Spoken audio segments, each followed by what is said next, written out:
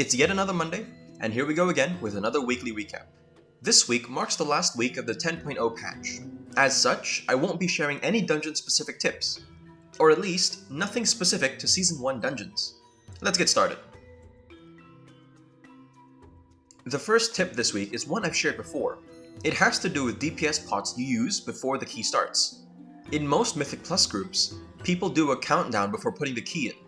Usually, it's so classes with long cooldowns can use their ability and maintain that buff when the key starts. Specifically, Havoc Demon Hunters can use Metamorphosis right before the key starts, and when the key is put in, the cooldown resets, but they're still in meta for, say, 20 seconds. That's pretty good. Well, here, we can employ something similar with DPS pots. If you use a DPS pot, a Shocking Disclosure Potion, or even an Invis pot, right before the key goes in, you will maintain the buff when the key starts, and the cooldown will reset. This is effectively 35 seconds of a DPS pot, which is considerable. And if you're not low on gold, then this is a pretty good strategy to get your DPS up. I only have one other tip for the week, and it's to do with the Season 2 dungeons. Of the Season 2 Dragonflight dungeons, each of them have a need for professions.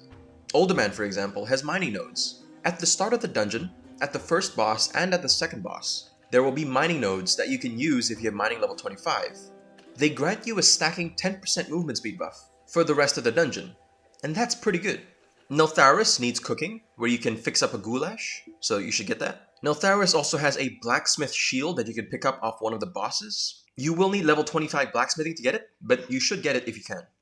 Halls of Infusion has two requirements for professions. First is an engineering consumable that you find on the left path.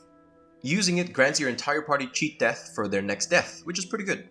Later in the dungeon, you'll also need to use these mushrooms. You will need Herbalism 25 to use them as well. And finally, in Brackenhide Hollow are alchemy bowls that you can use to grant your entire party one charge of a Dispel. This grants all players the ability to use the extra action button to dispel a disease or poison effect. Some of these are definitely more required than others. If I had to say, I think alchemy and herbalism are the two more important ones, with mining also being potentially useful in Uldaman. There is quite a bit to get through on news this week, so let's just begin. First is a change to Incorporeal and Afflicted on PTR. Their spawn rates have been significantly, drastically reduced. They now act more like Thundering in that they spawn every X number of seconds, Afflicted now spawning only every 30 seconds and only spawning 0, 1, or 2 each time. Incorporeal now spawns every 45 seconds while in combat, and also only spawns 0, 1, or 2 each time. I think this is a fantastic change. I think they were a little bit too intrusive when I was testing them out in PTR. Really a good job by Blizzard making these affixes quite manageable.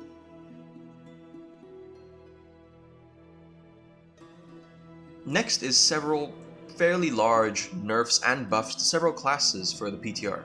Havoc Demon Hunter is getting quite a few buffs, Pharaoh Druid is doing more damage, some changes to Preservation Evoker and Survival Hunter, and this next one stings, but Fire Mage is receiving a 6% damage nerf to Ignite. That is considerable.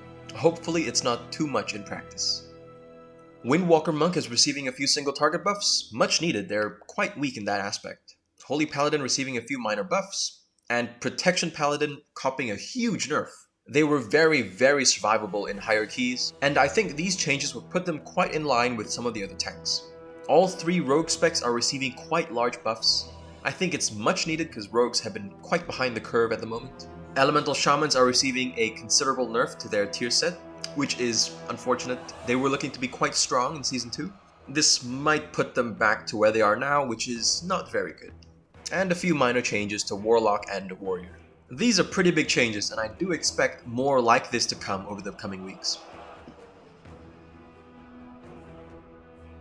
Next has to do with Keystone levels. Those of you keeping up with the news might have read it already. At the start of the season, keys will drop 9 levels. 10 levels if the key is untimed. So if I time a 20 Shadowmoon Battlegrounds, at the start of the season I'll receive an 11 key. If I don't time the 20 Shadowmoon Battlegrounds, I'll receive a 10 key at the start of the dungeon. That is pretty big, and it does put a wrench in the plans to get a big key at the start. I don't think it's entirely unjustified for Blizzard to do this, but it does feel pretty bad. There's really nothing to be done here but accept it and move on. We tried to game the system, doing a high key, but it just wasn't meant to be. In other news, the Catalyst is opening on June 13th, 5 weeks into the season.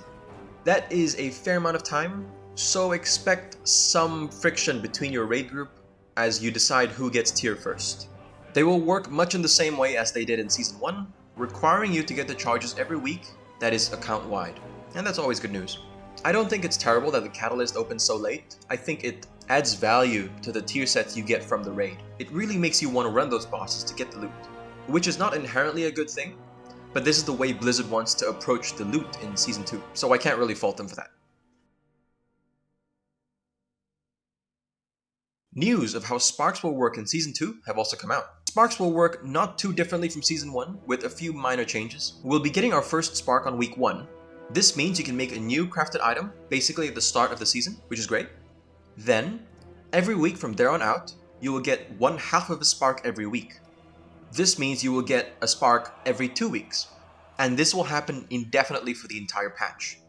This means if the patch ends up lasting 20 weeks like this patch did, you will receive 10 Sparks total, which is great. I really wanted to try out a lot of the crafted gear in Season 1, but I just didn't have any Sparks, they're so rare. This deterministic way of getting Sparks in Season 2 will help this a lot, I think. That's all the news for this week, and now, the portion about me. Let's start with the thing that I always look forward to seeing at the end of every season, the Raider.io recap. These recaps are fun, as they give you a nice little look back at the season and what you've done in Mythic Plus and in Raid. My Mage received a lot of the priority loot in the early season, because I used it in Raid mostly. But in the end, my Priest and Demon Hunter won out, having a higher eye level throughout the season. I feel like my guild didn't raid as much as I hoped, primarily killing a lot of the early bosses, and barely re-clearing Raz. Not what I personally would have preferred, but it's what we have. We killed a few of the early bosses, and Terrace was downed. I can't say I'm unhappy with our prog, though quite frankly I'm pretty sure we could have killed Mythic Senarth if we took the time to do it. But we stopped raiding quite early in the season. Part of that might be to do because of how long our progressions take. Razageth took us forever. 50 pulls is pretty gross. But all things considered, 50 pulls is actually quite low. I remember Heroic Jailer, or at least pre-nerf Heroic Jailer, took us like 100 pulls to kill. It was a disaster. I think we can chalk up this 50 pull prog to tuning. Raz was a little bit easier than Heroic Jailer pre-nerf, and also to the quality of our players. I think our lineup is pretty good this season. Mythic was admittedly quite fun this season. I fairly consistently did higher keys every week, culminating to my peak of 24 Court of Stars. Of course, I think I could have gone farther if I wanted to. I probably could have done a 25 Court or Shadow Moon, but honestly, I couldn't really be bothered. Pushing isn't really something I'm super keen into. It's nice to do, it's fun when you do a high key, but it's not something I'm actively pushing towards. Bit of a surprise, but Demon Hunter is my most played spec this season, in Mythic Plus at least. I feel like I've been playing a lot of Discipline Priest this last half of the season, and it does show in this graph. But I guess I did play a lot of Vengeance Demon Hunter early in the season, for my Mythic Plus push group. So it all checks out. It should be no surprise to anyone, but Court of Stars and Shadow and Burial Grounds are my 2 most run dungeons. And interestingly, Halls of Valor is my 3rd. Which is weird, because Halls of Valor is long and it's painful. I really expected, Ruby Life Pools or Algathar Academy to be there, but no, not really. Heck, even Temple surpasses Algathar and Ruby as my 4th played dungeon. Which is crazy, I hate Temple. And Vault is exactly where it deserves to be. Though it should really be last, Vault sucks. These recaps are actually pretty fun to look back on. And I do implore you to visit Raider.io and make one for yourself. Just a little look at the dungeons you've done. Okay, with the recap out of the way, let's talk about the actual week. This week is actually, objectively, the worst week on the Mythic Plus calendar. It's the last real week of the season. Any content that's out is already done. Unless you're pushing for score, you have no reason to run keys. Gear will be useless in a matter of a week. People's interest have slowly waned, so there's fewer players on. It's the quietest, least engaging week among all the weeks on the calendar. But that's fine, really. World of Warcraft is a seasonal game. You pump in a lot of hours to the game, have a lot of fun at the start, and as interest wanes off, you play less and less until the end of the season. Then when the next season comes out, boom, you're right back into it and you're playing more keys. There is nothing wrong with that. Otherwise, on the dungeon side, I've been looking a lot at the PTR tuning. The dungeons actually seem quite difficult on higher keys. Damage seems to be quite high, and the lethality of mobs is also quite high. That said though, mechanically I think most of the dungeons are actually quite reasonable. Neltharis, for example, is mechanically super simple, and I don't think it should be hard at all, barring some tuning on the elephant boss and the last boss. I put out a guide on Neltharis and Uldaman, and while I don't think my editing skills are super impressive, I think the video is adequate at describing the abilities of mobs in the dungeons. Hopefully I can put out another 2 guides. I think they will be Brackenhide Hollow and Vortex Pinnacle.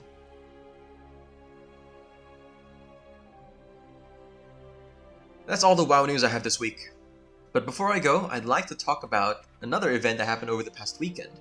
The World Chess Championship. How many of you possibly care about chess?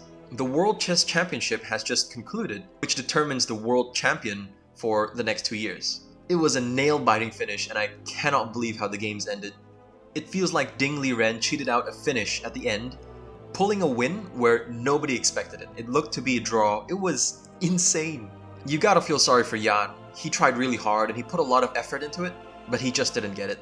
He was super close. It was a pretty exciting championship, and the chain of events that had to happen for Ding to have played this championship and win it are so unlikely, it is mind-boggling that he won. Anyway, just something non-World of Warcraft that I wanted to share because it's super exciting. That's all I have for you this week. Thanks for watching. If you enjoyed this, be sure to like or subscribe, it's always great. And I'll see you next week for my next weekly recap.